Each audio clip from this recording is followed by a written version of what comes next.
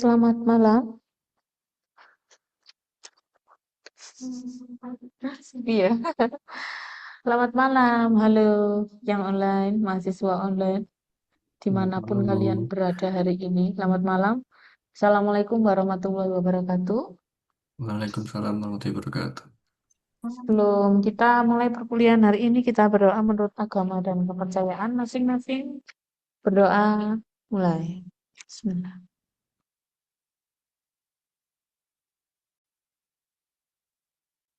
Sudah selesai? Ini sedikit sepi ya. Jadi yang di kelas hanya satu mahasiswa. Terus yang online juga beberapa ada yang Zoom ya. Pak Mahara. Terus siapa lagi tadi? Oke, Bu Yuyun mulai aja ya. Pertama, eh, Bu Yuyun merasakan seperti kalian sedikit kebingungan mungkin ya untuk mengerjakan laporan ataupun penelitian apa yang akan kalian lakukan. Gitu. Bahkan tadi Mas Supriyanto, ya, Mas Supriyanto, halo. Mas Supriyanto tadi menanyakan judul apa Bu yang tepat untuk penelitian ini, gitu ya. Dari judul saja sudah bingung, apalagi nanti mengerjakan laporannya, gitu ya. Jadi jangan dipikir berat.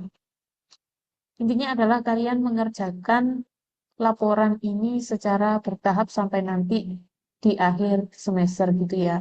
Makanya mulai dari membuat yang namanya mind mapping dan brainstorming itu gunanya adalah untuk kalian bisa menemukan yang namanya ide dan mengembangkan ide kalian.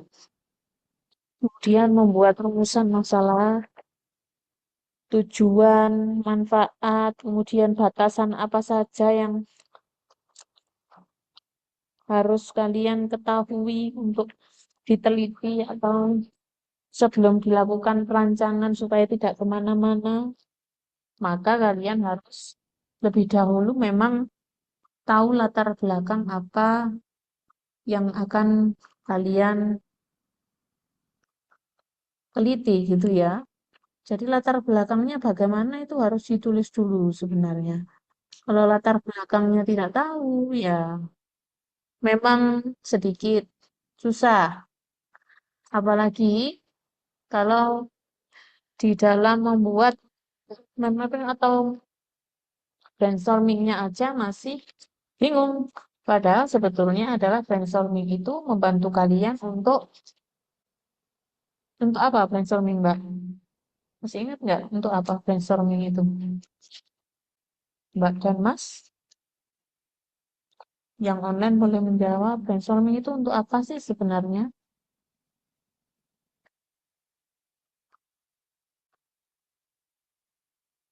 Mas Supriyanto lagi di jalan ya?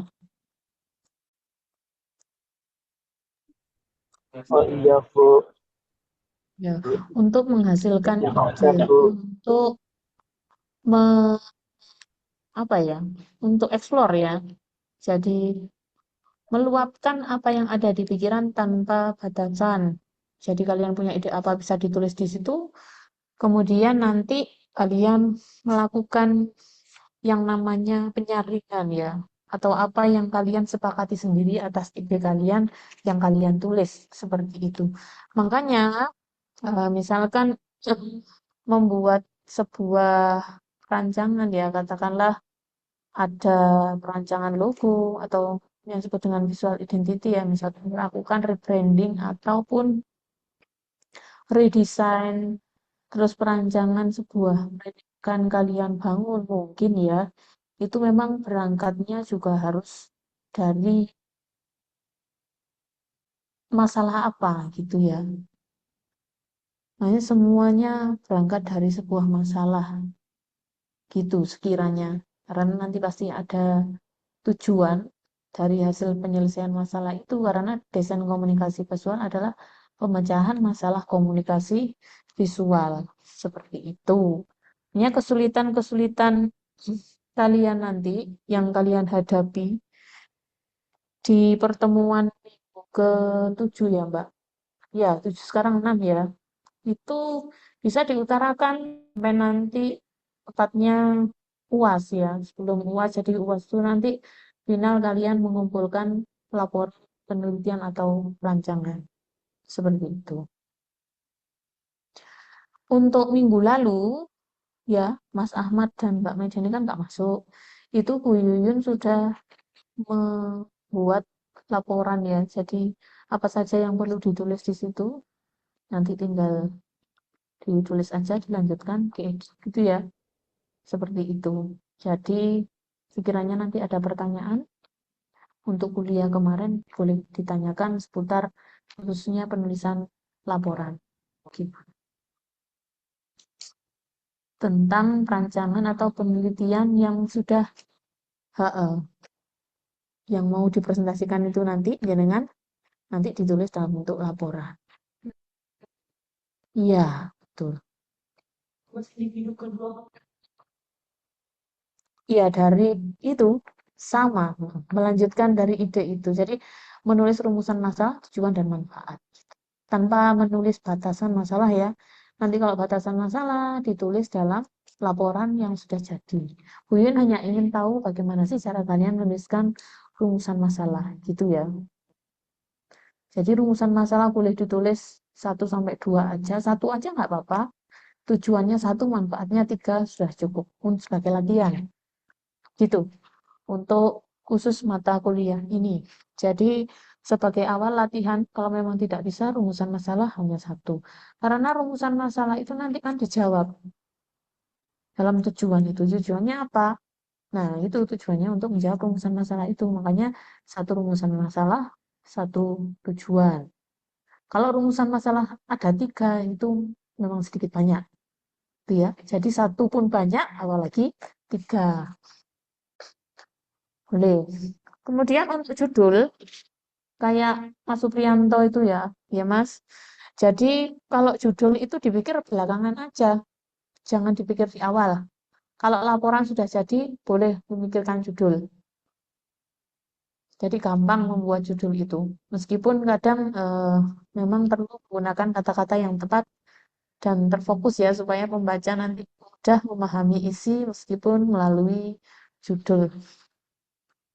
Oke, berhubungnya datang sedikit ya di kelas. Saya catat aja untuk presensinya seperti biasa, yang online juga, jadi nanti saya catat saja. Minggu lalu yang presentasi kayak saya lupa Mbak Maharani ya kalau nggak salah ya. Saya, Bu. Oh, Mbak Kurnia yang belum Mbak Maharani ya.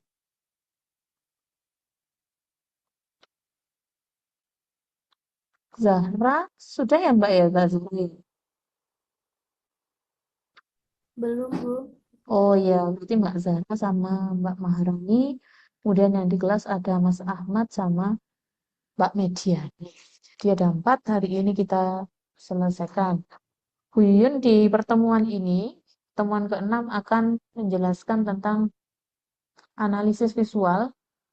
Di minggu berikutnya, pertemuan ke-7 akan menjelaskan tentang analisis data, gitu ya. Jadi biar nggak bingung kalau misalkan kalian sudah mendapatkan data dari yang sudah kalian teliti mau diapakan data tersebut, gitu ya. Hanya saja ini kita melangkah dari analisis visual dulu.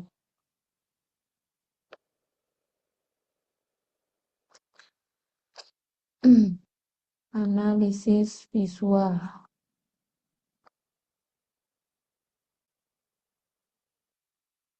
Sudah muncul di layar kalian ya, Mas-mas dan Mbak-mbak online? Sudah, Bu. Sudah.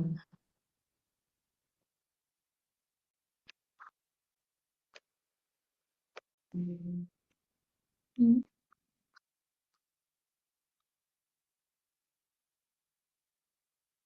Mas Chandra.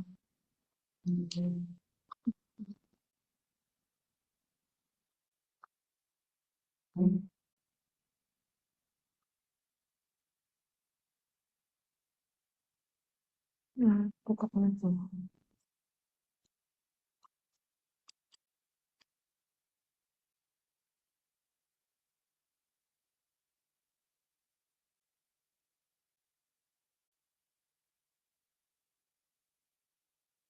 Hmm.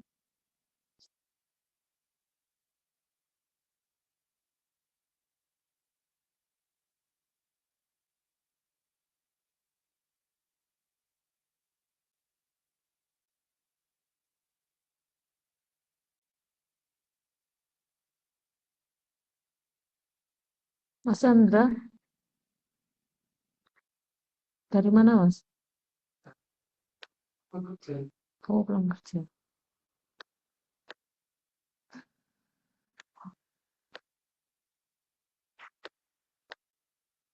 Wah, bisa ya?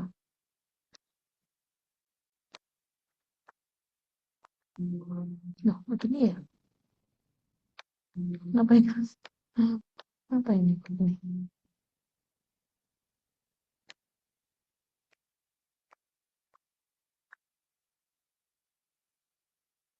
Ini aja mungkin.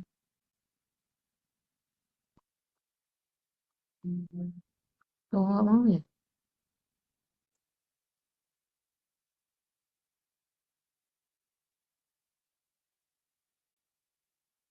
Oke, jadi analisis visual ya, metodologi desain. Loh, nggak mau.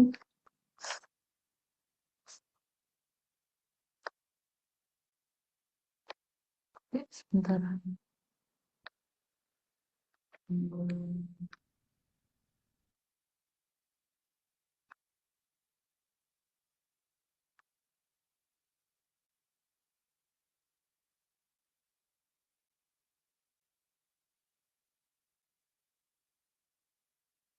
Hmm, jadi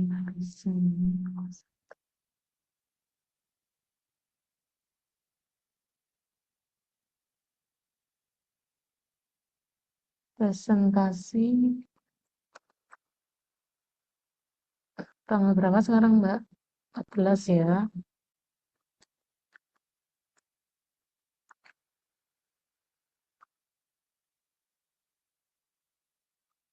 Nah,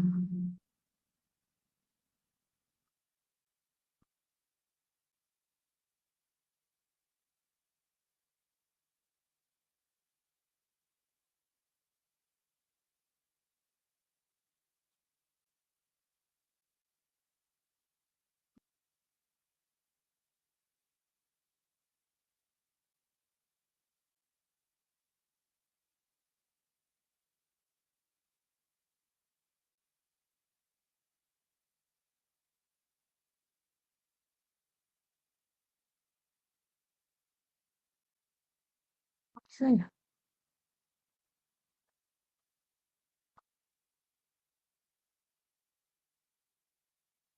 Oh, sudah.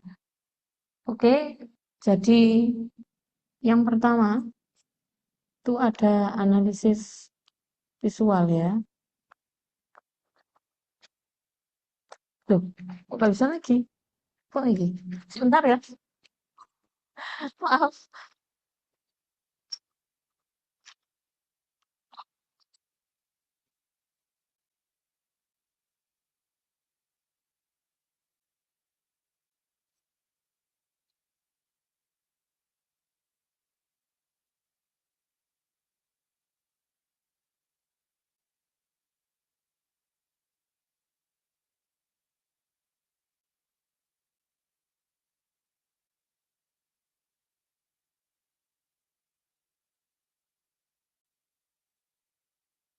Mbak, ini saya sedikit kesulitan. Ini di sini kalau ganti, di sini nggak bisa ganti. Apa keliru ya saya ya?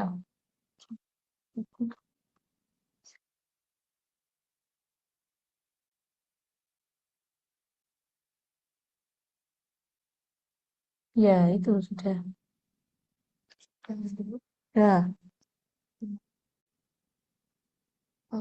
ya, kenapa ya?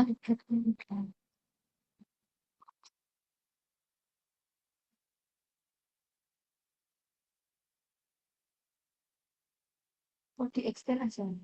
Boleh. Nah, dibagi. Nah, ini mungkin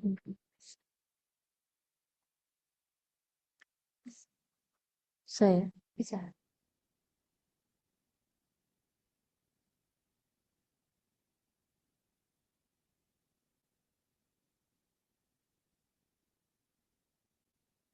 Nah, iya, makasih ya, Mbak. Iya, saya juga mohon maaf. Ya,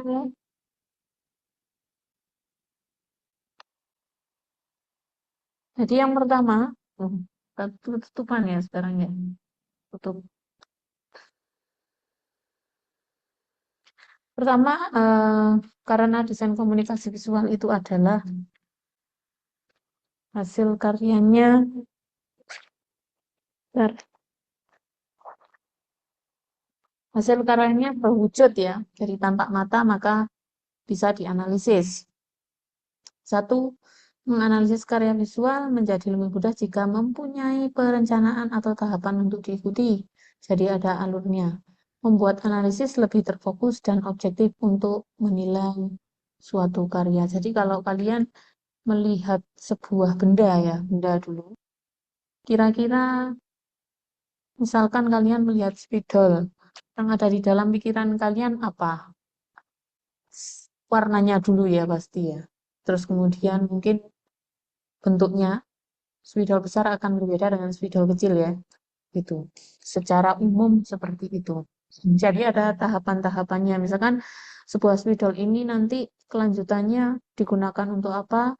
Itu setelah kalian bisa melihat bentuk dan warna. Kalau kalian menggunakan spidol ini untuk membuat outline di buku gambar kecil, akan kelihatan lebih tebal gitu ya daripada menggunakan spidol kecil. Itu untuk hal kecil saja di lingkungan sekitar kalian.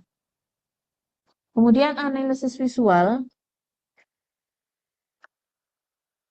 Jadi analisis visual itu adalah tahapan menguraikan dan menginterpretasi gambar. Menginterpretasi itu ada penilaian ya, memberikan tanggapan. Kemudian untuk menganalisis suatu bentuk karya visual diperlukan proses pengamatan yang berbeda dengan proses melihat biasa. Jadi ada kedalamannya. Maksudnya apa ya? Tidak melulu, oh ternyata bentuknya lingkaran. Sudah itu aja. Tidak ya. Jadi tidak sebatas dibentuk saja untuk proses melihatnya. Kenapa kok penting untuk kita mempelajari analisis visual? Karena satu, misalkan kalian penelitian atau perancangan, pertama yang akan kalian lihat atau observasi pasti gambar, ya kan? Kalau berangkatnya dari fenomena sosial, maka kalian juga harus menganalisis fenomena yang terjadi di lingkungan sekitar kalian seperti itu dan seterusnya. Maka apapun itu bisa dianalisis asalkan apa? Bisa dirasakan oleh indera kita, gitu ya. Kalau kita tidak bisa melihat, kita tidak akan bisa menganalisis apa yang tampak mata, ya kan? Mungkin yang bisa kita dengar saja bisa dianalisis, seperti itu dan seterusnya. Untuk tahap pertama, jadi ada tokoh yang namanya Feldman, itu dia seorang kritikus ya di bidang seni rupa. Jadi mendeskripsikan, maaf, ada 4 tahapan dalam analisis. Pertama deskripsi, kedua analisis, 3 interpretasi sampai penilaian. Seperti itu. Pertama, misalkan kalian melakukan rebranding untuk UMKM, gitu ya. Rebrandingnya misalkan logo atau visual, identitas visual yang lain selain logo ya. Kan kalian melihat dulu, observasi dulu, maka harus dideskripsikan dulu. Seperti tadi kalian melihat sebuah spidol, contoh kecilnya. Jadi dalam melihat sebuah logo, bisa dimulai dengan satu mendeskripsi. Ini contohnya logo ya, misalkan ya, bisa dibayangkan karena banyak yang membuat perancangan logo gitu. Jadi Buyun mencontohkan langsung. Satu, mendeskripsikan elemen visual seperti bentuknya bagaimana, kemudian simbolnya atau logo mark ya, tipografi, logo type, sans serif atau yang lainnya, macam-macam bentuk tipografi. Kemudian komponen visual yang digunakan dalam ilustrasi. Jadi misalkan apa contohnya komponen visual yang digunakan dalam ilustrasi?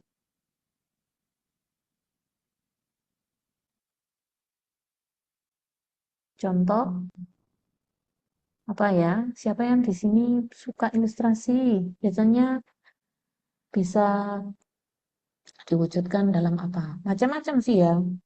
Karena tidak semua logo memakai komponen visual dengan gaya ilustrasi tertentu ya. Gitu. Biasanya hanya berupa elemen visual seperti bentuk dan simbol saja biasanya. Kemudian untuk yang kedua, jadi ada komposisinya, bagaimana penataan letak unsur visualnya, dan warna yang diterapkan dalam logo. Ini sangat umum sekali untuk penataan letak unsur visualnya, misalkan komposisi simetris atau asimetris seperti itu. Kita kan sudah mempelajari prinsip desain ya.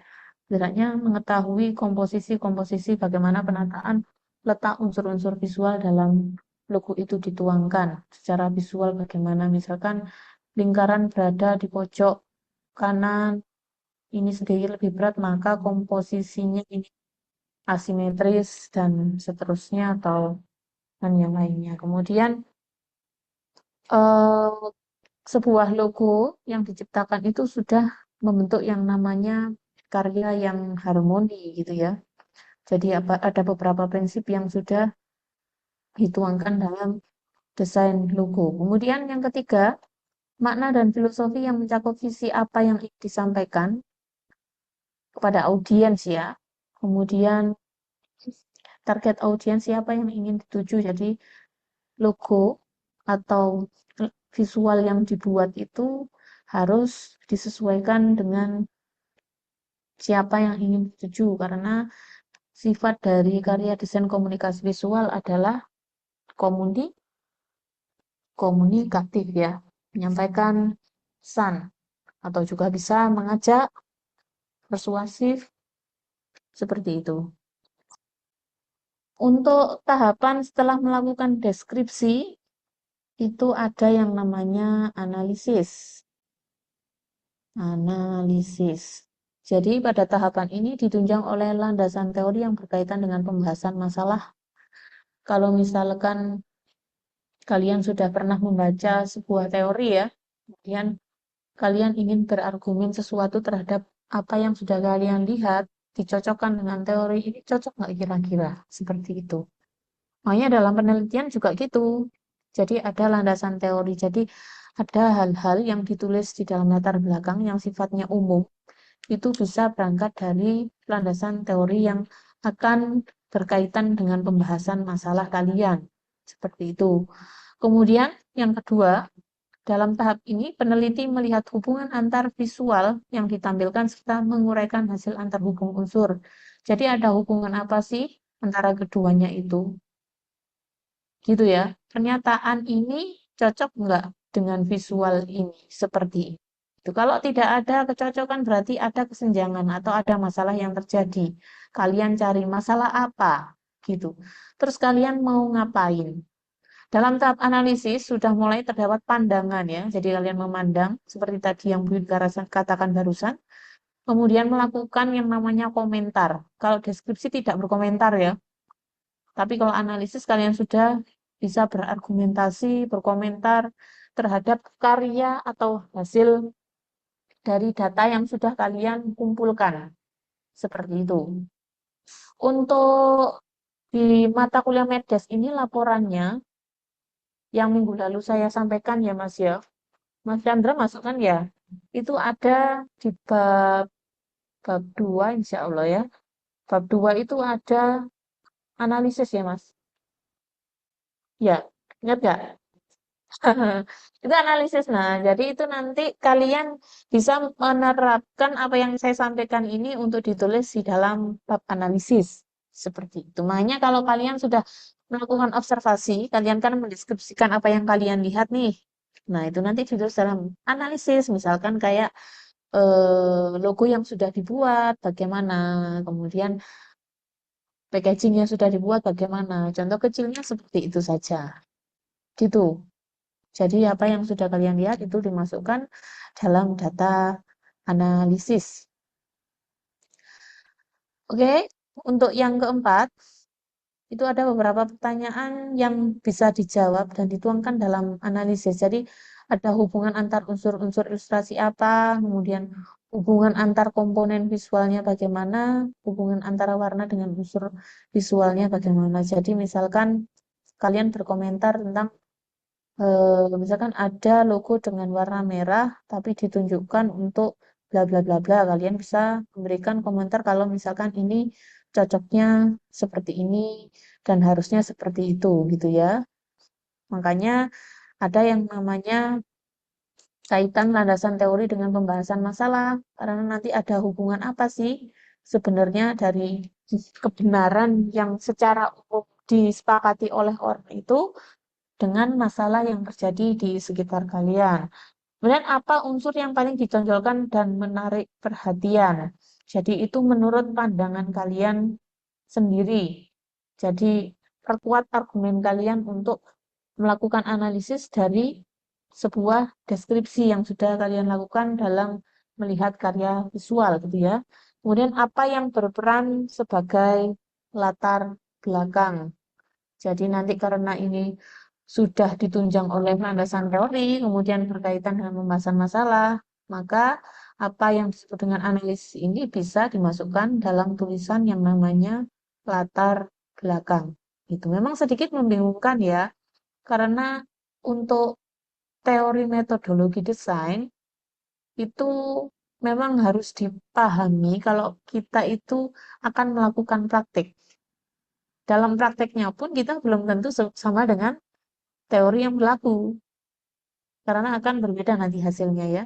Di penelitian saja, untuk teori, metodologi itu hanya mengajar kalian untuk tahapan-tahapan pengumpulan data, kemudian menganalisis data, dan melaporkan hasil dari penelitian kalian yang sudah kalian lakukan. Seperti itu saja. Kalau untuk metodologi desain sendiri, itu adalah masalah pemecahan apa yang terjadi dalam desain komunikasi visual. Jadi kalian menemukan pemecahan apa dalam masalah tersebut. Gitu intinya. Jadi nanti kalau misalkan kalian membuat laporan nih, tidak semua saya nilai sebenarnya. Ada beberapa poin yang memang saya nilai secara khusus untuk memenuhi kalian paham atau tidak tentang metodologi desain. Gitu. Jadi ada tahap pemecahan intinya ya. Kuncinya adalah pemecahan masalah untuk metodologi desain. Oke, ada pertanyaan untuk deskripsi dan analisis dulu. Bu Yun rasa kalau hanya sekedar mendeskripsikan itu mudah ya. Ya, karena orang tidak berpendidikan pun, maaf, maksudnya pengetahuannya sedikit, itu juga bisa mendeskripsikan sesuatu. Meskipun tidak sedalam itu ya. Hanya sekedar warna kecuali beliau buta warna ya. Kemudian eh, mendeskripsikan hal-hal yang ada di sekitar. Meskipun tidak sedalam orang yang memang di akademisi seni atau desain ya, yang bisa misalkan mendeskripsikan sebuah kursi dengan komplit plus ergonominya gitu ya.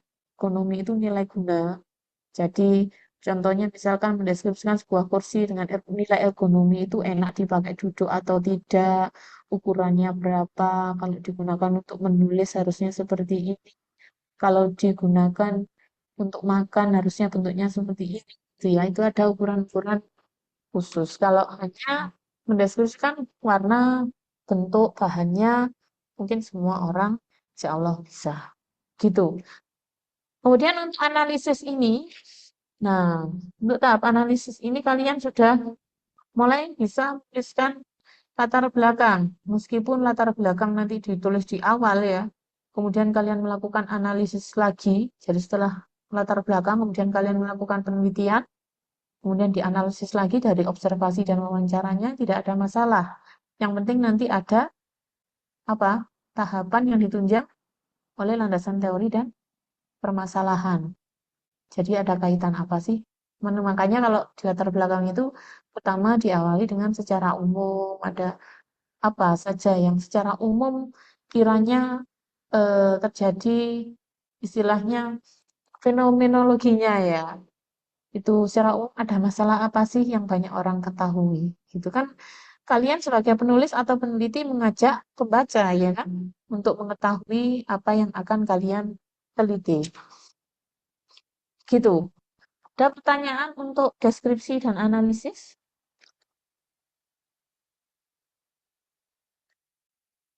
Oke, Guyun lanjutkan ya. Ini cuma sedikit sekali, hanya 8 slide, kalau nggak salah. Tahapan ketiga, itu ada yang namanya interpretasi. Tahapan ini merupakan tahapan yang paling imajinatif, kreatif, dan bermanfaat bagi tahapan lainnya. Jadi ada satu tahapan lagi. Kemudian interpretasi ini adalah cara menerangkan pemikiran tentang apa yang dimaksud atau apa yang berada di balik suatu karya visual.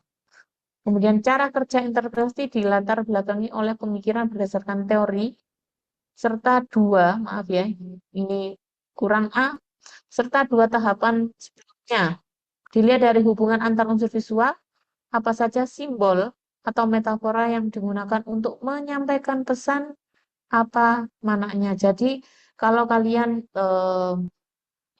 berangkat dari sebuah ide, maka ini adalah interpretasi, kemudian konsepnya apa. Jadi di luar wujud visual. Jadi sebelum ini kan masih ada ide, konsep, kemudian mungkin perspektif atau yang lainnya itu masuk dalam interpretasi seperti itu. Jadi sudah mulai ke ranah di luar wujud visual. Kemudian yang keempat itu ada penilaian.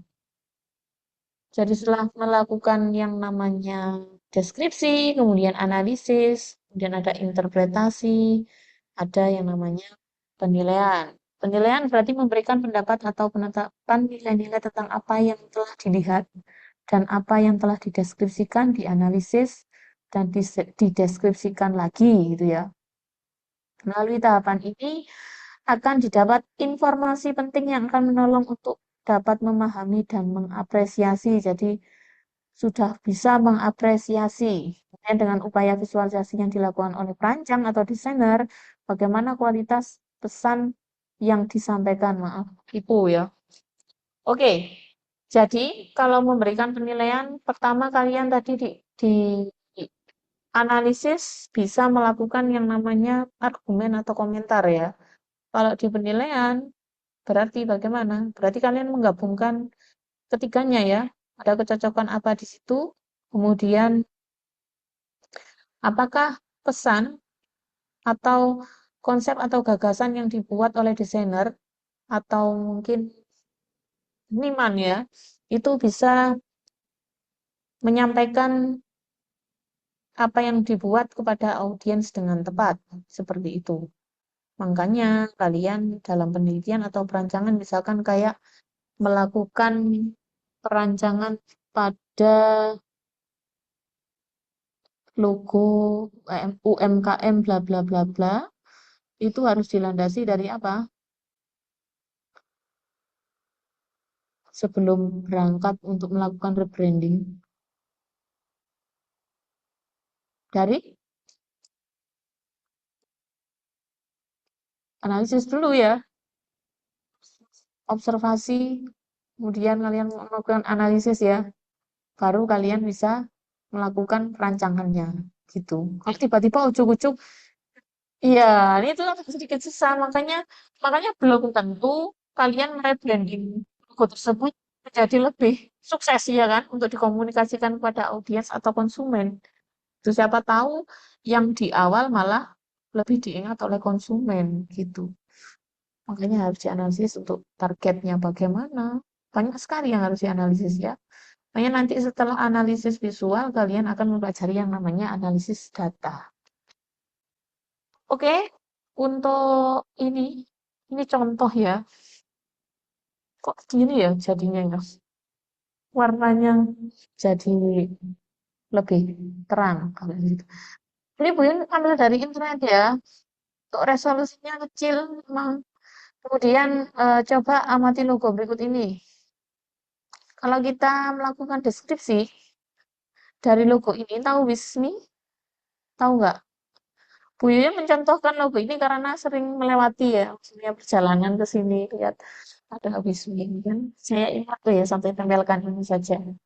Satu pertama yang bisa dideskripsikan apa nih? Ayo kita praktek secara langsung supaya kita nanti lebih mudah. Misalkan kita akan melakukan redesign untuk logonya Wismi. Misalkan ya. Satu, kalau misalkan kita deskripsikan, pertama kita mau bahas apanya dulu nih kira-kira yang paling kelihatan. Ilustrasinya atau fontnya?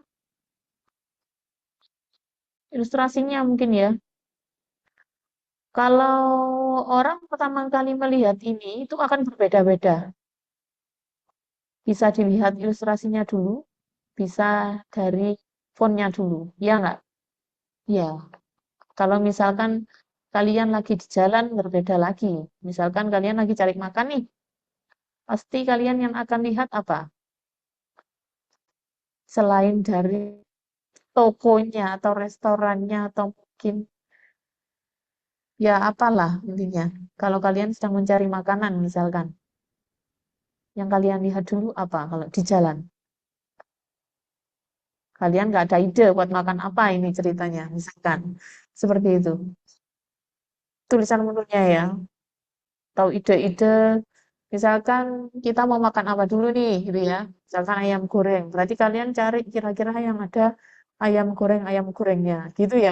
Kalian mengelompokkan dulu yang ada di pikiran, ayam goreng itu, kemudian kalian mencari tulisan-tulisan atau mungkin warung makan yang ada ayam gorengnya. Misalkan ada lalapan Lamongan, bla bla bla bla. Kalian nanti tinggal pilih aja, ya kan?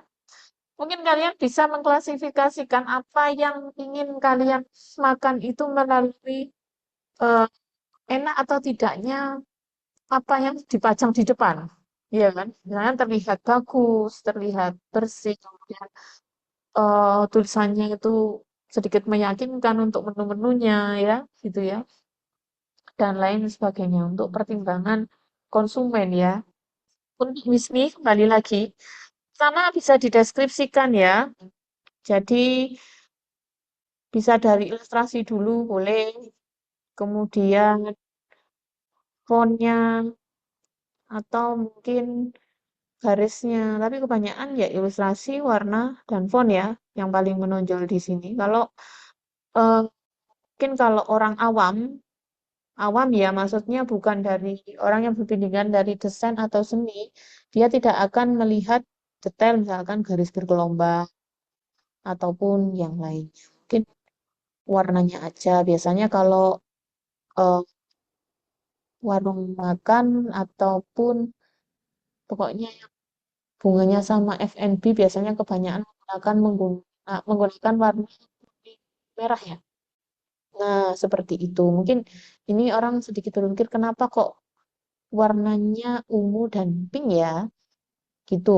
Mungkin sih, mungkin seperti itu. Atau tidak mementingkan masalah tersebut. Kebanyakan seperti itu. Tapi berhubung kalian anak desain ya, mungkin juga akan memikirkan kenapa sih kok dibuat warnanya untuk fontnya ungu dan pink gitu ya. Ini ungu dan pink ya, pink merah muda. Jadi warna dasarnya merah tetap. Oke, satu konsep ilustrasi gambarnya disco era tahun 80-an, betul? Mungkin sekiranya seperti itu. Ya, eh, kira-kira kenapa kok terdapat detail bergelombang ya? Kira-kira saja. Karena mie ya, bentuk mie mungkin bergelombang. Kemudian di bagian detail bajunya itu juga tetap ada unsur bergelombang. Kemudian garis lengkung yang dibuat dalam gambar ilustrasinya juga banyak menggunakan garis-garis yang lebih lengkung ya. Bicara lengkung atau tidak terlalu tegas. Misalkan tidak ada unsur yang menggunakan sedikit lebih ke kotak-kotaan atau seperti karya kubisme, tidak ya. Kemudian warnanya menggunakan warna ungu, merah muda, merah, dan jingga. Kemudian fontnya tebal, ada font tipis. Kalau font tebal biasanya untuk apa? Biar imut gitu mungkin ya. Biasanya kalau font-font yang imut-imut gitu ya, yang lucu-lucu biasanya kan dibuat lebih tebal. Iya nggak? Iya, iya biasanya. Kalau kalian amati. Iya, biasanya gitu ya. Oke. Untuk deskripsi dari logo yang Bu Yun contohkan ini, kira-kira apa lagi sih selain konsep ilustrasi gambar, warna, kemudian detail bergelombang, font, apa lagi kira-kira? Kalau untuk komposisinya, keseimbangannya simetris atau asimetris? Simetris? Simetris atau asimetris? Kalau ditarik garis tengah, simetris atau asimetris? Kalau simetris kanan kiri sama. Simetris? Asimetris ya. Iya, tapi karena berhubung fontnya tebal di bagian wis, kemudian ilustrasinya menyamping ke bagian mi-nya yang lebih font tipis, dengan ada gambar dua tangan ya, jadinya seimbang tetap, meskipun asimetris. Gitu ya. Oke, kira-kira untuk Wismi, dengan warna, kemudian font, detail bergelombang, konsep ilustrasi gambar disco era 80-an, ini kira-kira konsumennya ditujukan untuk siapa sih sebenarnya? Anak muda ya? Iya, berarti orang tua kurang menarik gitu, kurang tertarik gitu untuk membeli Wismi. Gimana? Pendapat kalian aja sih. Karena tidak salah berpendapat itu, jadi jangan takut. Anak muda ya biasanya ya. Iya, orang dewasa, anak muda. Kalau orang tua, misalkan kita katakanlah rentang usia ya, orang rentang usia, misalkan katakanlah 40 sampai 60 mungkin em, juga tidak memikirkan ya untuk masalah ini. Tapi mungkin kalau kita menuju lagi ke hal-hal lain, misalkan kayak tempatnya atau yang lainnya, mungkin bisa dipertimbangkan lagi ya. Gitu. Jadi kalau memang anak muda lebih senang pergi ke sini karena alasan apa? Misalkan tempatnya enak, nyaman untuk ngobrol. Bagi anak muda lah ya tapi ya, ya berarti cocok, iya kan? Tapi kalau datang semua kalangan berarti ya mungkin memikirkan di kualitas rasa aja sih mungkin karena enak atau hal lain atau bahkan mungkin tidak mikir asalkan ingin makan saja juga banyak yang seperti itu. Jadi ya bisa dikatakan kalau membuat logo untuk F&B ya terutama ya, itu juga maksudnya banyak orang yang berpikir demikian dan ada pula yang tidak. Jadi tidak memikirkan logo atau mungkin nama, tapi ini juga bisa menarik ya. Ya enggak? Menarik konsumennya juga ya. Ya, kalau misalkan orang membeli mie di tempat biasa, ini kan sudah berbeda lagi karena akan meningkatkan nilai jual ya. Nah, seperti itu dan seterusnya. Makanya untuk eh, pertama deskripsi, kemudian kalian analisis tadi seperti yang Bu Yun bilang, sudah melakukan tahapan yang namanya komentar argumentasi itu berarti analisis, interpretasi, kemudian melakukan penilaian juga. Jadi seperti itu. Jadi untuk deskripsi itu hanya bagian tampak visual saja. Kalau analisis sudah berkomentar, interpretasi sudah masuk ke ide, gagasan, dicocokkan ya. Bingung? Kemudian penilaiannya, bagaimana, apakah perancang atau desainer ini sudah bisa menyampaikan pesan dari wujud visual yang dibuat kepada konsumen atau audiens. Desain logo dan brand persona Wismi dikembangkan oleh agensi kreatif Full Stop Indonesia yang berbasis di Surabaya. Jadi nanti bisa memberikan atau mungkin misalkan melakukan penelitian pada logo ini boleh tanya sama ini ya. Saya tidak di endorse loh ya. berikan contoh saja karena sering seliweran saya jalan kerja dari rumah ke sini, makanya saya memberikan contoh ini saja. Seperti itu. Apakah ada pertanyaan untuk ini, untuk analisis visual? Karena kebanyakan dari kalian ini juga melakukan analisis visual nantinya, gitu ya. Analisis visual dulu, kemudian analisis data. Kalau untuk Mas Chandra meskipun itu brandnya sendiri kan juga melakukan yang namanya analisis visual kan, sudah. Nah, itu mungkin sudah dilakukan, sudah dipraktekkan, tapi tidak mengetahui apa itu namanya. Itu namanya interpretasi, itu namanya analisis, itu namanya mendeskripsikan. Itu mungkin tidak dipahami secara mendalam oleh Mas Chandra atau teman-teman yang lain seperti itu. Ini secara teorinya seperti ini, tapi kalian mungkin sudah mempraktekkan jauh dari saat kalian mendengarkan ini, ya, gitu. Oke, Bu Yuni rasa ini mudah kalau nanti kalian sudah melakukan praktek.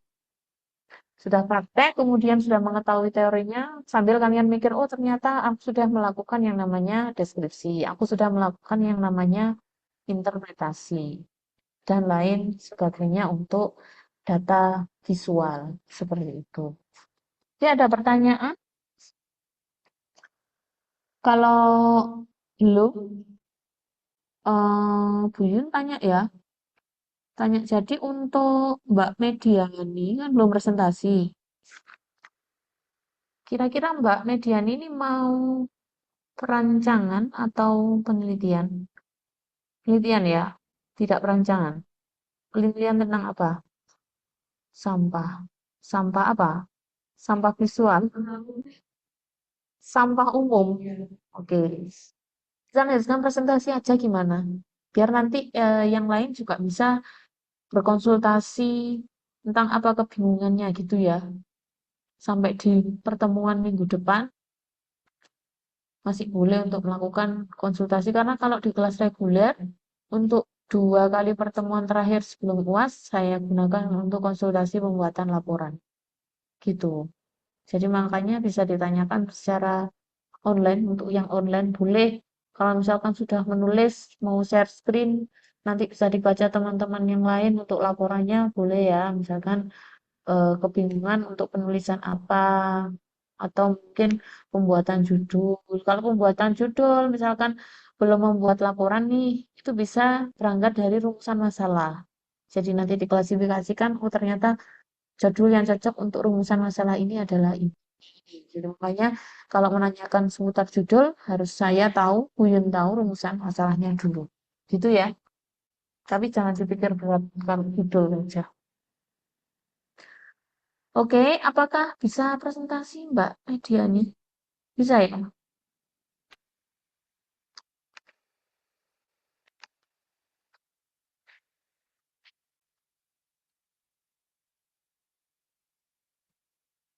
Untuk yang belum Mbak Purni, maaf, Mbak Zara ya, Mbak Zara nanti dipersiapkan kalau yang di kelas sudah selesai presentasi. Jadi ada Mas Ahmad Saboyan dan Mbak Mediani yang belum presentasi.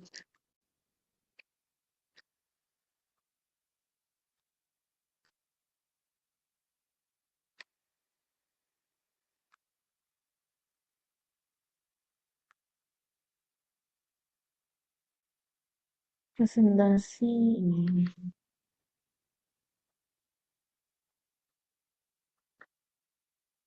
Hmm. Biar booknya Mas Ahmad Saboyan ya. Mbak, ini bisa dipakai dulu. Oke, bentar ya. Ya. Dinginan. Iya, makanya saya pakai jaket. Saya kira kalian senang dingin gitu. Tak matikan aja, Boy. Apa digedein aja? Saya tinggikan maksudnya suhu ruangnya. 22, 23. 23 kayaknya ya, suhu ruang normal. Dingin namanya saya juga pakai jaket. Sebenarnya itu. Oke, sebentar ya, Pak ya. Sebentar.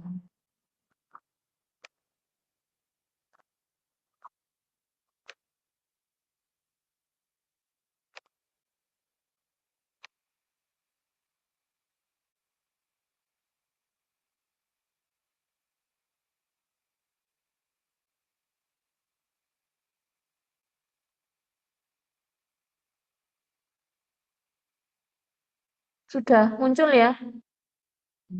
Ya, silakan Mbak. Tutup. Ya, Mbak apa Wis. Kenapa Mbak ininya? Ya, oke.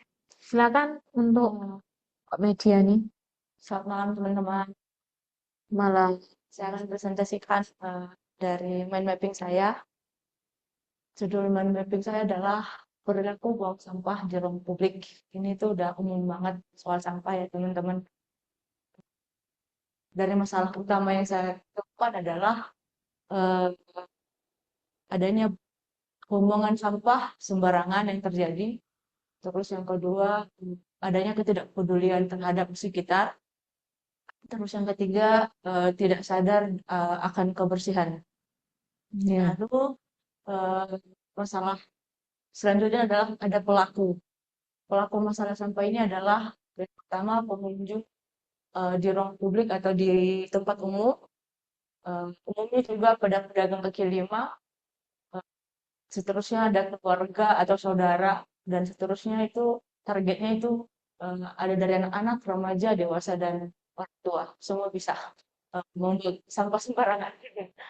Lalu di rumah umumnya sering terjadi ada di gedung serbaguna, ada di fasilitas umum, ada pasar, ada jalan raya, taman kota, kampus atau sekolah, dan terakhir itu di rumah di saat ada perayaan atau pertemuan keluarga selalu ada sampah juga di situ.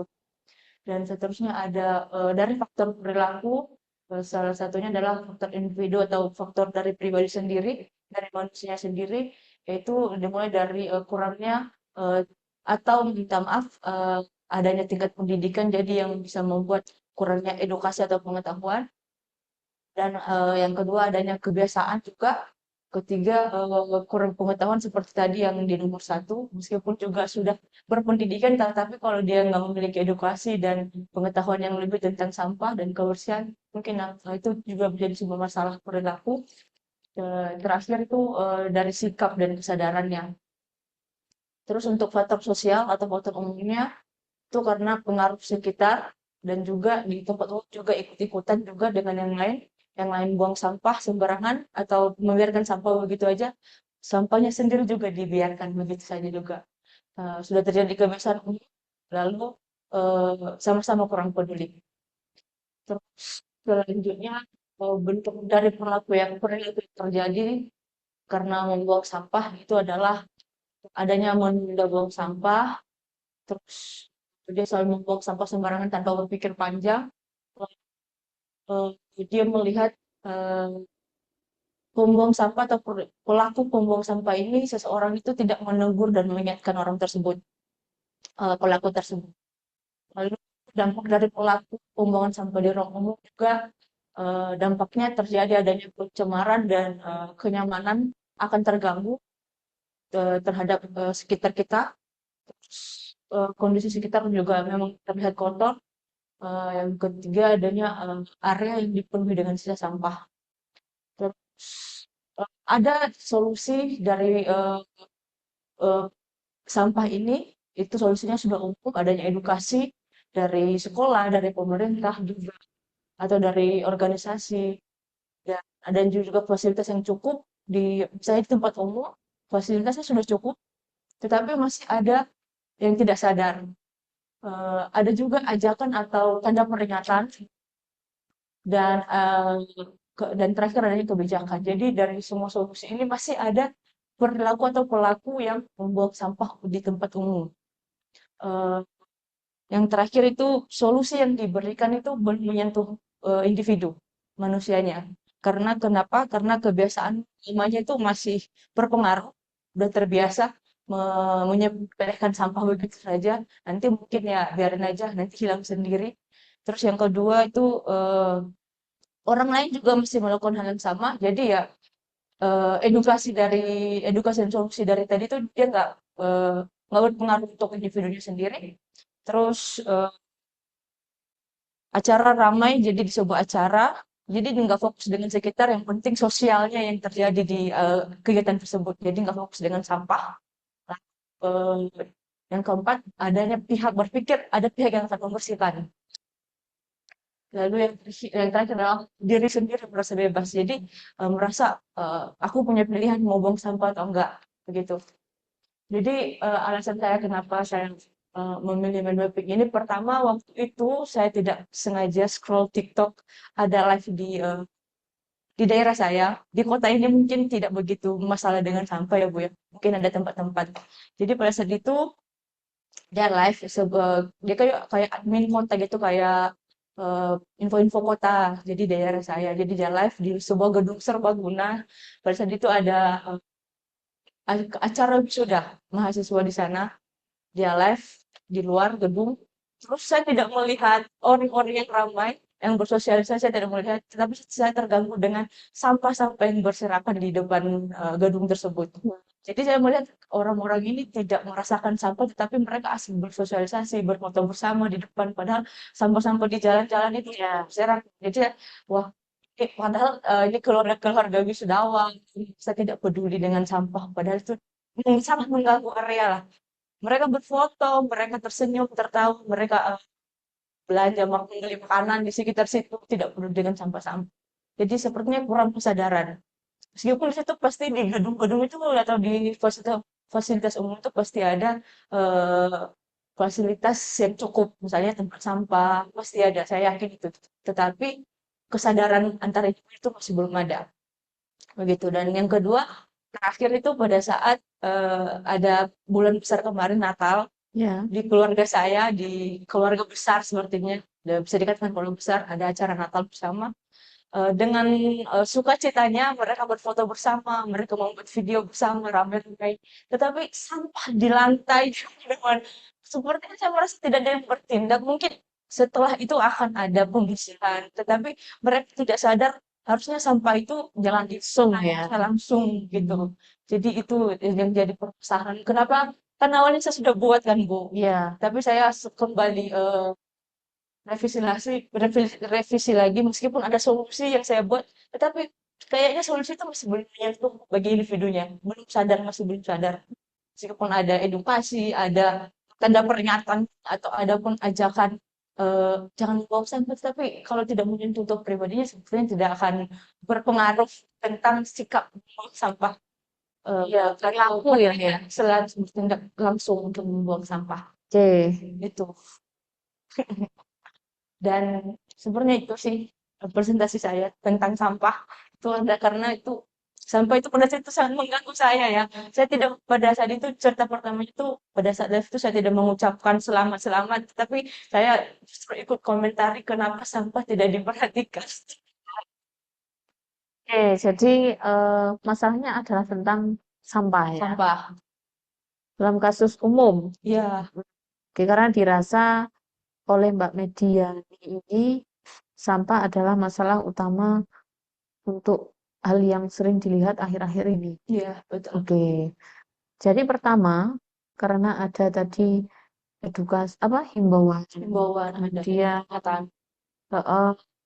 peringatan itu tidak terlalu ngefek ya, Iya, tidak terlalu efek. karena mungkin apa yang sudah dilakukan oleh orang tersebut sudah menjadi habit ya, Iya, kebiasaan. karena perilaku. Jadi karena sudah menjadi perilaku, kemudian menjadi pola perilaku, jadi berpola, jadi kebiasaan yang tadi buang sampah sembarangan itu juga jadi kebiasaan, jadinya seperti itu. Oke, karena memang ini di tahap metodologi desain ini harus melakukan yang namanya eh, perancangan ya. Ya, ya penelitian ya perancangan. Tapi karena penelitian ini berangkat dari masalah tentang sampah boleh. Kalau Buyun berpendapat ya sekarang ya. Ini kan ada jenengan tuliskan di situ ada solusi dan rekomendasi. Nomor 3 ada ajakan dari poster atau tanda peringatan. Ini apakah semacam kayak iklan layanan masyarakat gitu yang pernah Iya, Mbak Mediani lihat? ya termasuk itu ada juga kayak signage gitu, kayak Ya. ada papan sampah pada tempatnya. Tapi kan masih belum. Nah, kalau itu tidak bisa menjadikan sebuah solusi, sampean sebagai anak DKV ya, Pak Mediani sebagai anak DKV kira-kira mau ngapain sih? Nah itu aku juga kepikiran itu. Nah, ya. Coba. Kira-kira mau ngapain ya? Saya juga kalau bikin poster lagi seperti sama aja. Itu main mapping saya yang sebelumnya, Bu. Nah, Jadi terakhir itu solusinya saya akan bikin poster ya. ya. Setelah saya pikir seperti tidak pengaruh meskipun ada poster. Cuma saya nggak apa-apa lah buat lem baru lagi. Nah, tapi fokus saya di situ. Tetap Bikin poster. enggak. Permasalahan menyelesaikan masalah poster sama CNS itu bagaimana? Selain selain itu apa yang harus saya lakukan maksudnya? Iya. Apa kira-kira yang ada di dalam pikiran Pak Mediani? Pernah lihat di IG nggak yang kelompok pemuda membersihkan sungai ya? Pada warna. Itu.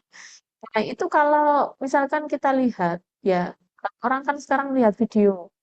Nah, hasil dari video itu kan sebenarnya hasil dari anak komunikasi visual ya, atau media rekam, misalkan anak fotografi atau konten kreator ya yang membuat videonya ya. Nah, sebenarnya seperti itu adalah wujud dari media interaksi ya, media interaktif digital. Nah, apakah Mbak Mediani sempat kepikiran membuat seperti itu? Ya, kepikiran Misalnya ya ini ya, karena perancangan desain komunikasi visual, maka kita ngomongnya ke situ. tapi bukan melakukan seperti yang dilakukan Pandawara ya. Ya, Cuma kayak melakukan mungkin ada video ajakan. Selain kan poster kan cuma poster aja nih. Jadi ada videonya, ada sekalian edukasinya di video itu. oke. Pikiran di sana. Berarti kalau menurut Bu Yuyun solusinya adalah membuat media interaktif digital. Jadi ada yang tujuannya sifatnya edukasi, kemudian bisa hal lain yang dituangkan secara digital. Karena iklan layanan masyarakat kan juga bisa dituangkan dalam digital toh. Ya, misalkan tiba-tiba muncul sebagai iklan kan bisa Iya. untuk dibaca oleh audiens atau orang-orang yang melihat tersebut. Gitu media sosial tersebut ya tentunya baik di Instagram maupun yang lainnya gitu. Kira-kira bagaimana pendapatnya Bu Zuyun? Apakah bisa diterima? Bisa diterima sih, Bu. Bisa diterima. Ya saja nanti tinggal dipilih aja gitu ya. Kalau memang media interaktif digital yang tujuannya edukasi, karena orang sekarang itu kan kebanyakan yang dilihat bukan yang edukasi-edukasi ya. Kebanyakan kalau misalkan rentang usia muda mungkin banyak melihat podcast atau mungkin Iya, iya, iya. kegiatan konsumtif atau berbelanja lebih tinggi ya, gitu. Jadi mungkin bisa disesuaikan untuk nanti rentang usia berapa gitu. Jadi edukasinya tentang apa dan bagaimana. Karena orang buang sampah itu namanya orang buang sampah karena semua orang misalkan eh, pengguna, ya orang menjual kan biasanya pakai plastik gitu ya. Orang membeli makanan, mesti kan. Yang membeli makanan itu kan semua umur. Iya, Iya kan? Mulai dari anak-anak pun kalau memang tidak diajarkan untuk membuang sampah pada tempatnya, dia akan seperti itu. jadi kebiasaan. Jadi iya ada pembiasaannya. Gitu ya. Jadi memang agak sedikit krusial ya masalah sampah itu. Ya tidak hanya di tempatnya Mbak Media, di sini pun juga seperti itu. Makanya eh, bisa dikatakan juga kayak banjir gitu ya. Itu kan tidak hanya tentang sampah juga ya. Kayak infrastrukturnya kan nggak jelas. Iya, iya. Iya kan? Kayak ada undang-undang tentang eh, misalkan saat hujan ya kena air, semprot air sepeda motor lewat gitu kan ada undang-undangnya kan makanya suruh hati-hati. Sebenarnya bukan orangnya, pengendaranya ya, infrastrukturnya yang tidak jelas. Misalkan ada genangan air gitu kan harusnya nggak ada yang betul. Kalau di aspal loh ya, di jalan aspal harusnya nggak ada yang betul ada genangan kalau betul infrastrukturnya seperti itu. Makanya nanti untuk tahap perancangan desain komunikasi visual dari masalah ini boleh berangkatnya dari fenomena ini ya. Makanya tadi saya katakan untuk deskripsi kemudian dilakukan analisis itu dari landasan teori atau hal-hal yang umum terjadi di masyarakat. Kemudian apa yang dilihat secara visual oleh Mbak Mediani menjadi masalah kayak misalkan sudah ada poster atau tanda peringatan tapi tidak ada gunanya untuk masyarakat gitu ya. Ada pertanyaan, ada kebingungan atau kesulitan bisa disampaikan. Mungkin saya sih, Bu. Iya, jadi nanti mending ditulis dulu di latar belakang. Jadi nanti jangan kan sudah melakukan yang namanya masalah secara umum nih berangkat. Kemudian mau ngapain dan pingin apa. Kalau misalkan mau mengkritisi sebuah poster yang memang dirasa kurang itu nggak penting atau memang perlu dilakukan revisi boleh. Jadi memberikan satu contoh gambar poster yang mungkin dirasa orang tidak tertarik atau mungkin bahkan media infrastruktur digital yang sering dilewati oleh para Jadi perhatian gitu ya. Kelihatan ya kalau kayak Pandawara apa namanya? Iya, itu kan dari sebenarnya kita bisa lihat dari misalkan videonya aja yang like banyak ya. Berarti kan setidaknya dilihat sampai habis tuh, iya kan? Nah, berarti kan mesti oh ya ada hal lebih dari orang sekedar melihat poster seperti itu. Jadi nanti untuk perancangannya bisa dipikirkan lagi. Kalau untuk perancangan secara nyata ya, maksudnya kalian kan setelah merancang sketsa, katakanlah seperti itu. Kemudian kalian tidak perlu buat misalkan packaging ya tidak perlu buat prototype ataupun istilahnya packagingnya secara nyata ya. Tidak, hanya membuat mockup saja sudah cukup. Iya, gitu. Poster ya sudah, desain digital aja. Itu kalau misalkan poster, kalau membuat misalkan Instagram, ya feed-nya itu bisa didesain, kemudian nanti tinggal dituangkan saja melalui gambar dan dilaporkan. Gitu saja, Mbak. Oke, Bu. Iya. Karena kan tidak, misalkan kalau misalkan membuat satu contoh video, video ya misalkan ya, video interaktif yang berbasis edukasi untuk misalkan lingkungan yang kayak tadi ya, jangan buang sampah sembarangan. Itu kan bisa dituangkan dalam bentuk misalkan perancangan ini akan dibuat seperti ini dalam video yang begini-begini diceritakan saja dalam perancangan di bab 3 gitu aja ya. Jadi jangan dibikin pusing, nggak usah bikin secara nyata, tidak usah ya gitu. Oke, Bu. Oke. Iya. Oke, terima kasih untuk Mbak Mediani. Terima kasih ya, teman-teman. Ada pertanyaan nggak ya dari teman-teman? Tidak ada. Tidak ada. Yang lain? Tidak ada? Untuk Mbak Mediani? Tidak ya? Oke, terima kasih. Beri tepuk tangan. Terima kasih. Ya, lanjut ke Mas Ahmad Saboyan. Silakan, Mas Ahmad Saboyan. Ini bisa dipakai. Assalamualaikum warahmatullahi wabarakatuh, teman-teman semuanya. Waalaikumsalam warahmatullahi Selamat malam. wabarakatuh. Untuk mind mapping yang saya buat yaitu tentang yearbook. Nah, kenapa saya pilih yearbook? Karena saya tinggal di tempat yang fokusnya di pendidikan. Jadi saya ingin mengabadikan momen-momen yang ada di sekolah terutama itu lebih berkesan. Karena saya lihat di beberapa sekolah itu yearbook itu hanya sebuah dokumentasi saja. Tapi dari segi cerita, dari segi eh, rasa itu kurang. Nah, di sini saya mau merancang sebuah yearbook yang bisa membawa seseorang itu mengingat masa lalunya dan menjadi penyemangat untuk ke depannya.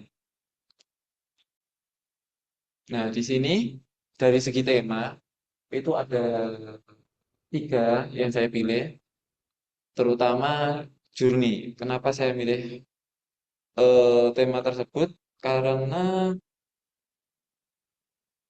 journey itu menggambarkan perjalanan yang akan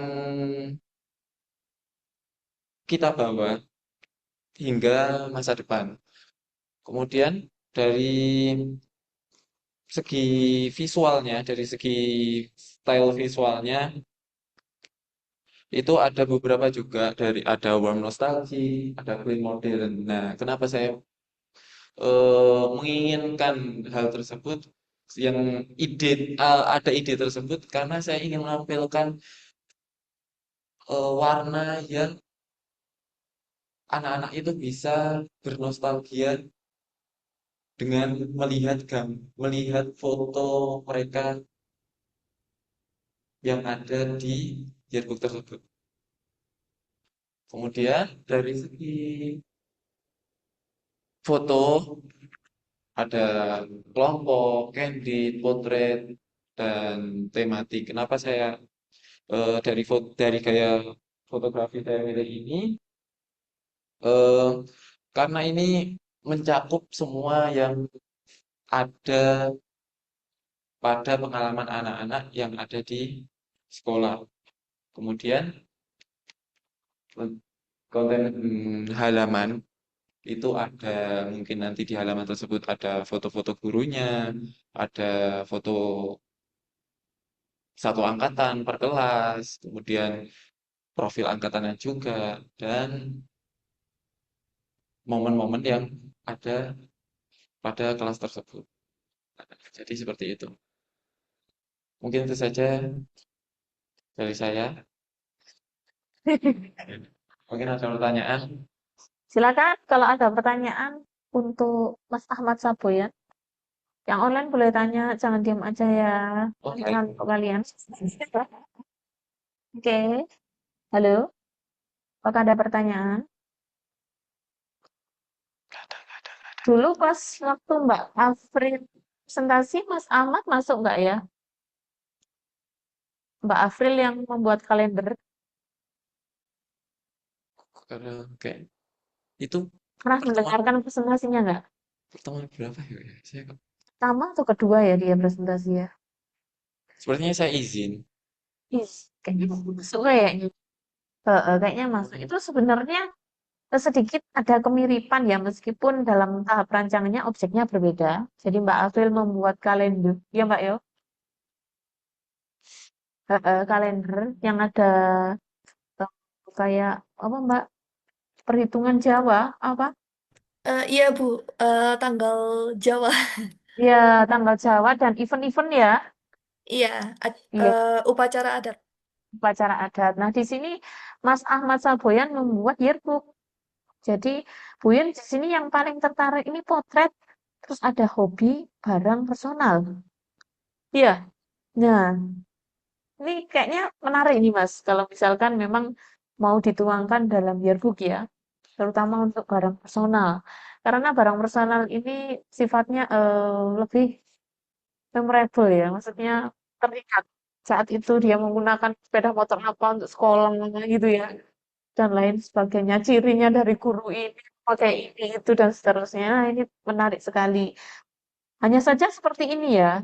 Kalau jenengan tadi mengatakan memang di lingkungan pendidikan, katakanlah dengan guru ya, misalkan seorang guru, terus kan buat sebuah yearbook. Berarti pernah membandingkan apa yang sudah dibuat oleh orang lain ya kan, tentunya.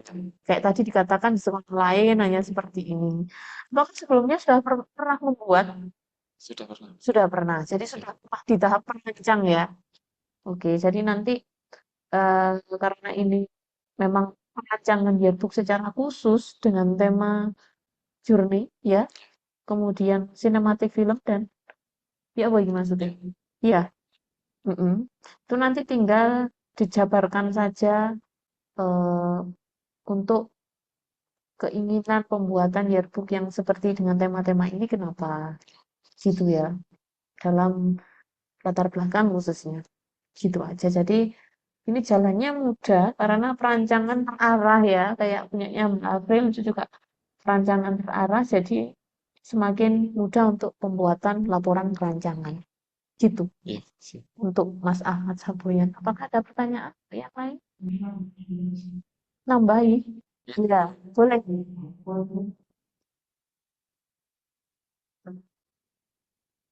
Oh ya, iya. Oh ya, kata-kata.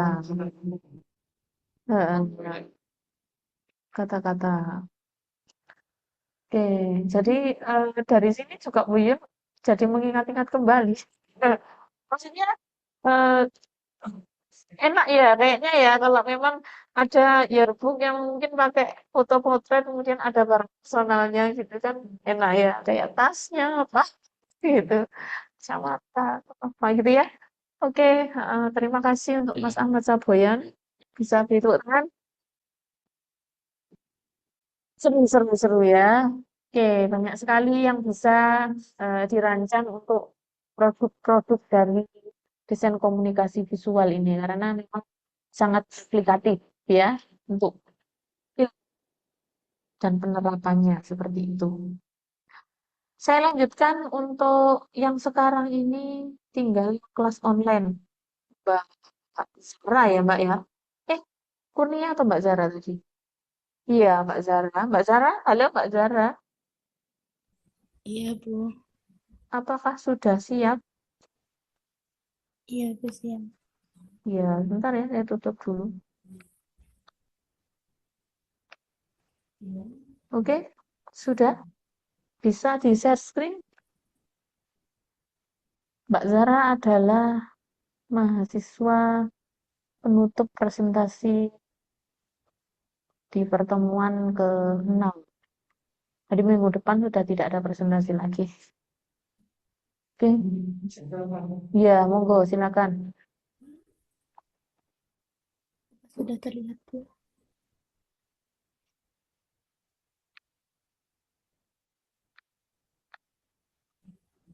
Bentar, Mbak.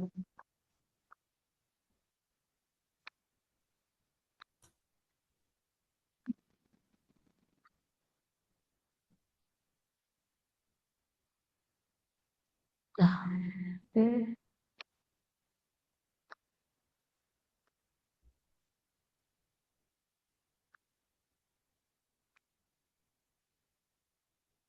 Kelihatan nggak ya?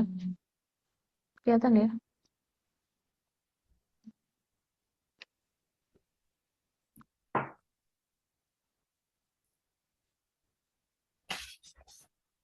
Sudah kelihatan ya, Bu? Sudah? Assalamualaikum warahmatullahi wabarakatuh. Kecil ya? Iya, kecilan kalau di sini tapi Mbak. Nanti bisa di zoom mungkin ya. Misalkan mau membaca di bagian tengah dulu itu bisa di zoom kan. Nah, lagi sudah kelihatan? Sudah ya. Oke, jadi nanti tinggal digeser aja. Sudah, zoomnya segitu aja cukup. Silakan. Assalamualaikum warahmatullahi wabarakatuh. Waalaikumsalam warahmatullahi wabarakatuh. Malam untuk yang beragama lain. Suaranya bisa dikeraskan sedikit saja. Di sini saya akan menyampaikan tentang hasil kerja saya. Tentang kemasan roti bluder jurusan kuliner SMK Brantas Karangkates.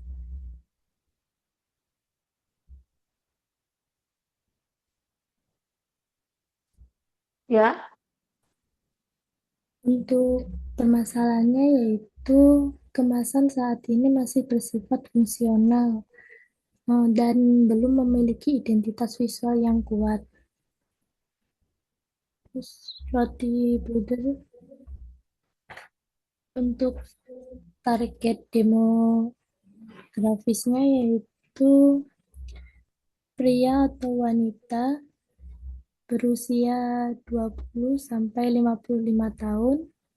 Yang kedua, orang tua, siswa, guru, tamu kunjungan industri, dan masyarakat sekitar.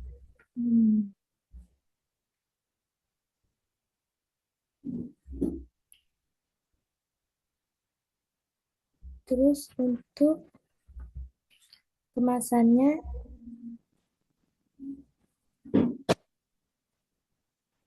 saya untuk materialnya yaitu pembungkus yang ramah lingkungan seperti kertas roti atau ivory paper dengan laminasi. doff atau glossy. Yang kedua itu recycle paper, seperti kotak karton yang tebal, kertas craft yang coklat. Nanti juga ada jendela transparan seperti Windows yang tekstur rotinya biar terlihat. Terus untuk yang estetikanya yaitu motif lokal seperti khasnya sekolah SMK Brantas dan daerah Karangkates. Warnanya coklat, pink, dan biru. Untuk tipografinya, untuk nama produk yaitu sans serif dan tagline-nya yang script.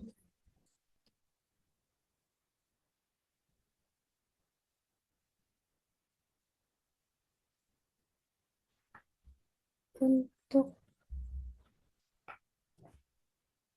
fungsionalnya yaitu desain kotak yang ergonomis dan kokoh. Yang kedua, kemasan yang mudah dibentuk, dibuka atau ditutup. Yang ketiga, tempat penyimpanan sementara. Yang keempat, informasi produk.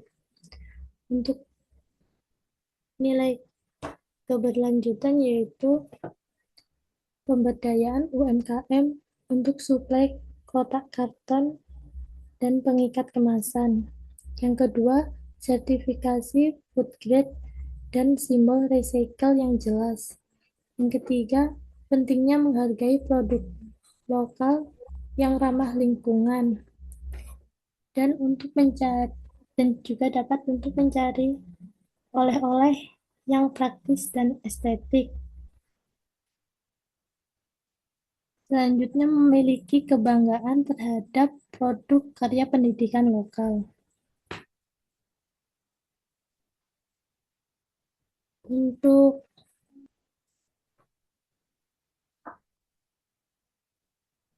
tagline-nya nanti menikmati kehangatan bluder tanpa merusak lingkungan. Yang kedua, rasa tradisi, komitmen peduli bumi.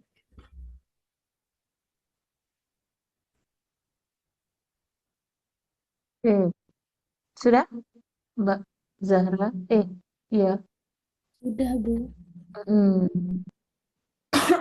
Jadi ini sudah terarah ya, Mbak. Ini arahnya ke desain kemasan, rancangan desain kemasan untuk roti bluder di jurusan kuliner SMK ya. Iya, Ya, jadi yang membuat kuenya ini anak SMK.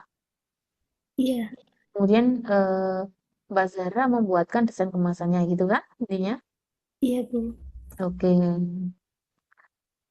Sudah ya, ini tinggal di tahap perancangan saja sama analisis ataupun bisa dilakukan eh, misalkan kalau misalnya melihat referensi ya, observasi tentang produk kemasan lain untuk roti bluder yang memakai kemasan sejenis bagaimana gitu ya. Jadi dianalisis saja untuk observasi yang sudah dilakukan. Ngomong-ngomong soal kemasan ya, sama masalahnya Mbak Mediani tadi. Ya, sampah ya, intinya kemasan itu nanti pembungkus meskipun dikatakan ramah lingkungan, tapi kalau buangnya tetap sembarangan kan ya juga nggak guna ya Mbak ya. Penting ada tempat ya sudah dibuang di situ. Jadi saya ingat itu waktu Buyut di Jepang ya.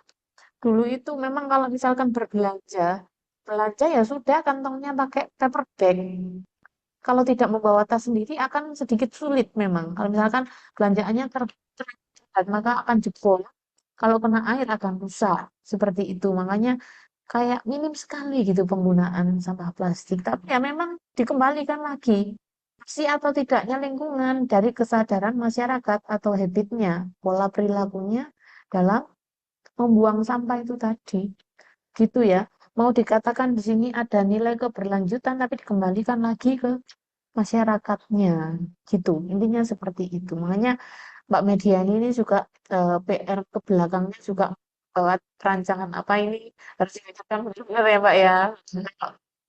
Mbak Zara ini kan dia sudah berusaha untuk mengajak atau membuatkan desain anak apa ini anak jurusan kuliner untuk dibuatkan desain kemasan yang ramah lingkungan gitu. Tapi nanti dikembalikan lagi ke masyarakatnya.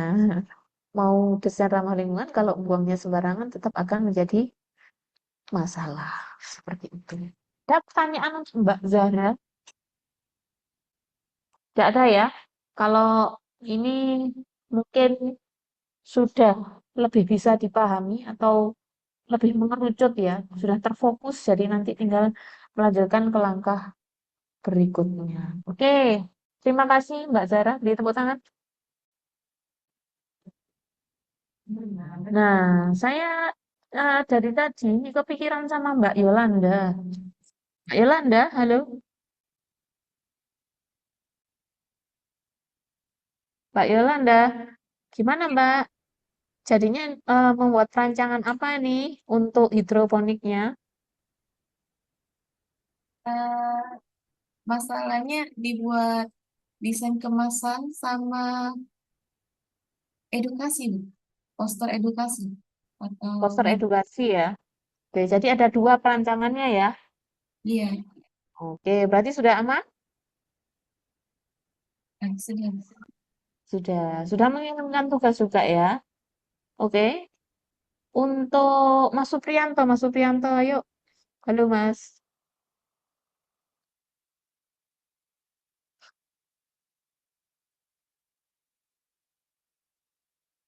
Mas Ataila, halo Mas Ataila. Iya, Bu. Apakah aman untuk tahapan perancangannya? Masih baca-baca jurnalnya. Masih Belum. baca-baca jurnal sebagai pembanding ya. Iya. Oke, tapi sudah terfokus untuk perancangannya mau bikin apa atau penelitiannya mau ngapain? Saya penelitian. Penelitian ya. Oh iya, penelitian Mas Tobias yang perancangan ya kalau nggak salah. Iya, Bu. Iya, betul. Jadi kalau untuk penelitian memang mending baca-baca jurnal aja seperti yang sudah dilakukan oleh Mas Ataila itu sudah betul. Jadi ada pembandingnya untuk temuan dari hasil penelitian. Mas Tobias, gimana Mas Tobias sejauh ini Eh, sudah di tahap apa? perancangan, Bu. Rancangan, keren. Sudah jauh ya Iya. berarti ya. Berarti Eh, sudah menemukan apa yang mau dirancang, gitu. Jadi iya, nanti Bu. tinggal hasil pelaporannya aja. Saya tunggu ya Mas ya, sampai di pertemuan ke-8 atau UAS. Ya, Oke, baik, Bu. Mas Rivaldan, halo. Halo, Bu. Mas Rivaldan, untuk chat yang saya kirimkan di WA Group, itu bisa dipahami sendiri ya. Insya Allah bisa, Bu. Ya, kalau memang belum bisa dipahami, nanti bisa diutarakan lagi ya. Maksudnya gimana sih? Kalau saya kan misalkan ada mahasiswa tanya nih, kayak misalkan Bu Yun belum puas menjawabnya gitu, nanti akan saya bahas lagi di WA Group seperti kayak punyanya Mas Rivaldan kan kemarin Mas Rivaldan saya suruh untuk coba cari kata lain atau kata ganti untuk membuat perancangan banner itu sebenarnya apa sih gitu ya. Berhubung mungkin Mas Rivaldan juga nggak tahu arahnya kemana, jadi Bu Yun mencoba untuk memberikan penjelasan lebih dalam melalui WA Group. Gitu aja ya. Heeh, kan waktu kita terbatas dan pertemuan cuma 7. Kalau di kelas reguler kan enak masih bisa ketemu lagi gitu ya. Mulai dari tahap awal pembuatan mind mapping atau brainstorming sampai nanti di akhir masih bisa bertemu secara bertahap. Kan di sini juga dikebut. Mulai dari mind mapping membuat rumusan masalah, ya kan? Tujuan dan manfaat, kemudian tiba-tiba ujuk-ujuk bikin laporan. Ya kan bingung, ya kan? Makanya untuk sebagai latihan, ya kuncinya adalah untuk mata kuliah metodologi desain itu adalah bagaimana cara kalian memecahkan masalah. Sudah itu saja. Untuk laporan yang mendetail, itu urusannya metodologi penelitian. Gitu ya, secara benar terstruktur. Oke? Jadi ojo sepanengen. Tahu sepanengen nggak? Dia nih. Coba tanya Mas Chandra mungkin ya tahu artinya sepanen. Oke, terima kasih hari ini. Kuyun rasa sudah cukup ya. Ada pertanyaan atau tidak? Iya. Loh, kami judul apa, Mas?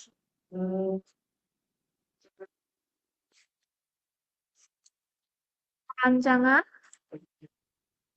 ya? Heeh.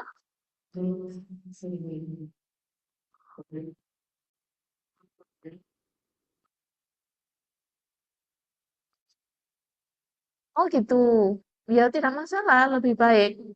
Maksudnya yang pertama juga enak kan? Yang kedua ini malah semakin menantang. Iya gitu, karena ada guideline-nya juga. Oke, berarti nanti mind map-nya ganti atau tidak? Masih tetap seputar itu ya? Yes. Ya, berarti judulnya aja ya, sama rumusan masalahnya. Kan rumusan masalah sudah dibuat? Sudah, ya sudah berarti tinggal lanjutkan aja. Nanti kalau misalkan ada kendala dalam penulisan laporan boleh ditanyakan. Ya meskipun kadang kalau Bu Yun di luar hari Senin, Selasa, Rabu agak sedikit slow respon ya. Karena Bu Yun off di kampus. Gitu. Oke. Buat yang lain juga ya, yang online. Terima kasih untuk hari ini. Bisa Bu Yun akhiri. Selamat malam. Wassalamualaikum warahmatullahi wabarakatuh. Waalaikumsalam warahmatullahi Nah, wabarakatuh. Ya, terima kasih semuanya. kasih Terima Bu. kasih, Bu.